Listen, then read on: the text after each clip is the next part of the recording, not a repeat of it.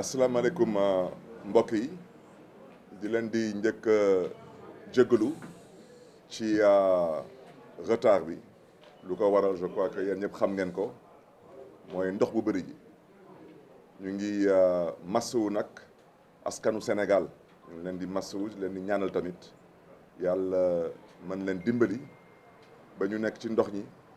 yàlla mën leen suturaal ba ñu jóge ci. di sàkku tamit ci état ñu góorgóorlu ci mbënn bi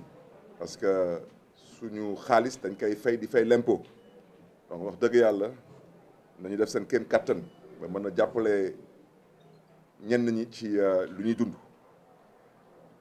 lu waral nag tey conférence de presse bi mbokk yi mooy waxtaanee lu ñëpp xam mooy mairie de Dakar ñu mën ko waxtaanee mën a leeral askan wi. lu ma tax ñëw tey mooy waxtaan ak askan wi tey sante indiwuma fi xulloo indiwuma fi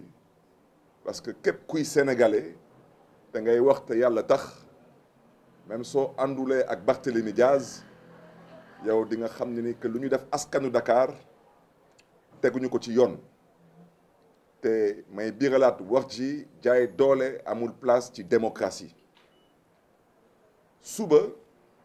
comme nu ngeen ko xamee ku ñuy woowee préfet de Dakar nee na dañ ko jox ndigal loolu la wax moom nee na ab ministre moo ko jox ndigal préfet de Dakar du ma teesante ak moom wante lu ma ko bëgg a xamal mooy daanaka même président de la République su ko joxoon ndigal ne ko suba xale yu nekk université Cheikh Anta Diop suñu génnee di manifester. yow na nga wax takk der yi nañu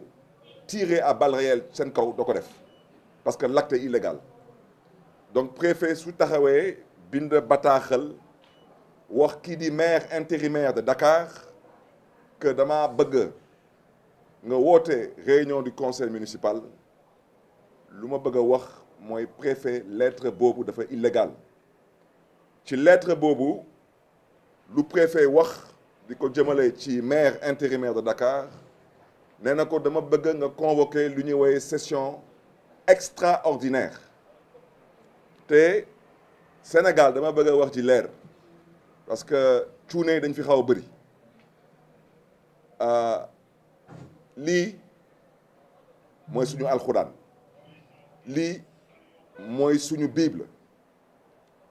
mi ngi nii mooy le code général des collectivités territoriales article 137 mi ngi nii lu article 137 wax ci gàttal nee na maire ci alinéa 2 nee na maire suñ ko nar a installé wala président conseil départemental suñ ko nar a installé dañ koy installé ci session ordinaire man waxuma ko code moo ko wax. kon préfet de Dakar mi ngi jalgatiwaat encore lii di la loi ma bëggoon ci interpeller nag la cour suprême comme ñoom suba su ci yàlla àndee incha allah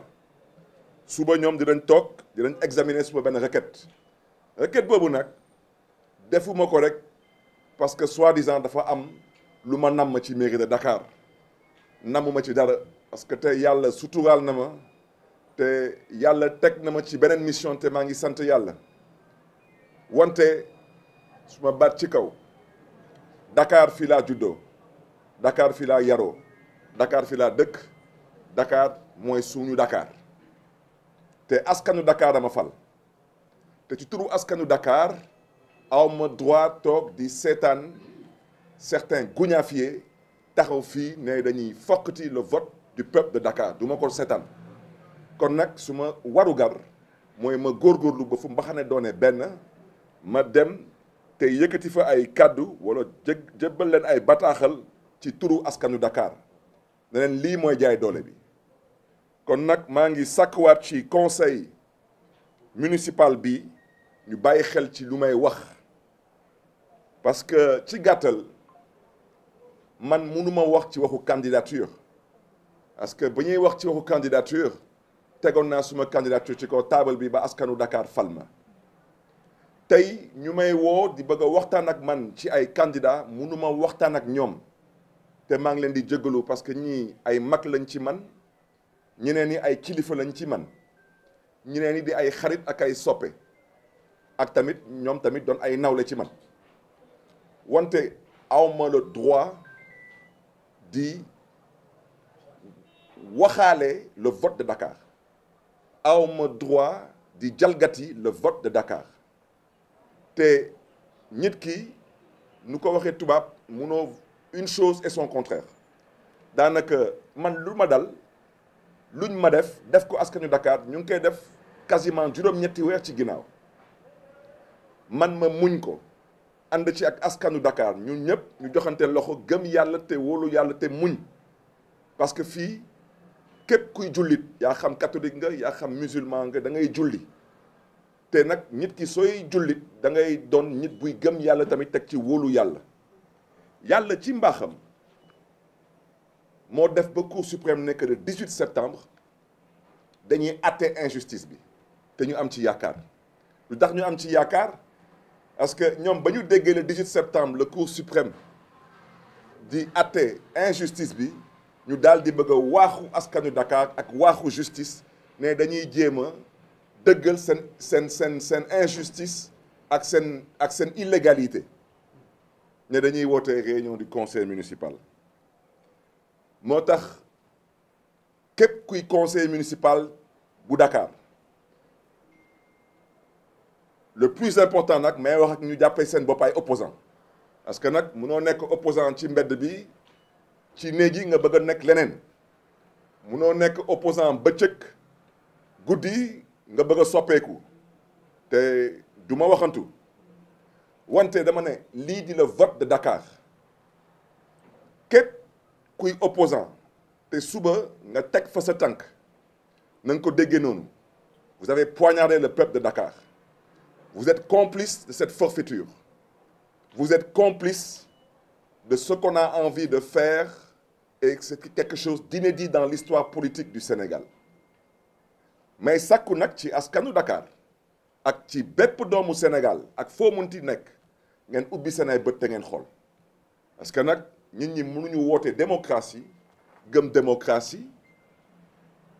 nekk ñoom démocratie képp kese moo leen tax a jóg de bëgg nag def leneen wala dañuy nekk ci démocratie ñu nangu ne que démocratie dafa am ay règles ak ay lois wala ñu nekk ci leneen mooy l'illégalité ñu koy dëggal moo tax mbokk yi lu ma wax ci préfet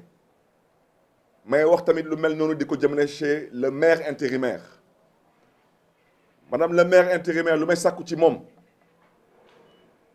mooy su ko préfet joxoon ndigal tey ne ko dëppal keesu mairie de Dakar nga ñëw man ak yow ñu dem ànd ji dem tëdd ji Marrakech du ko def parce que c'est illégal donc moom tamit lu may sàkku ci moom mooy qu'elle puisse faire preuve de tenue et de retenue parce que elle aussi en validant l'illégalité dans laquelle le préfet l'invite à s'installer elle-même elle s'expose malheureusement à des réalités qui peuvent être évitées parce que je le répète le braquage qui a été exercé sous la mairie de Dakar ceux qui l'ont commis ont bien entendu ce que je leur ai dit parce que demain il fera jour te demain soreetul comme ñoom dañu gëm ne ni que dañuy effacer nañu continuer di effacer wante man lu ma gëm mooy ala kulli al dinañ mos te dem incha allah mbokk yi nag bu ci des bañ a guddal ay ndaw woo nañ ma ne ma suba dañ may ñëw jël si suma kër pour ñu ànd dem mairie de Dakar du ma ko def mënuma ànd ak yéen mairie de Dakar parce que su ma àndee ak yéen suba mairie de Dakar daanaka damaa gëm yàlla wante wóoluwuma yàlla du ma ànd ak yéen di dem mairie de Dakar parce que suñu demee mairie de Dakar xam naa lu fay xew parce que du ñu ay ragal te tey yàlla ci mbaaxam moo ma boole ak askanu Sénégal ñu yónni ma te yàkkamti ma te 2029 soreetul ci suma taxawaay ci suma waxin ci suma doxin am na lu ngeen xam ne ni nekkatul suma cër du ma ànd ak yéen suba mairie de Dakar parce que suba yàlla ci mbaaxam su ma yeewoo incha allah dinaa dem seeti fële ci kaso bi ci rëbës suma ñaari doomu ndey di Badara Gadiaga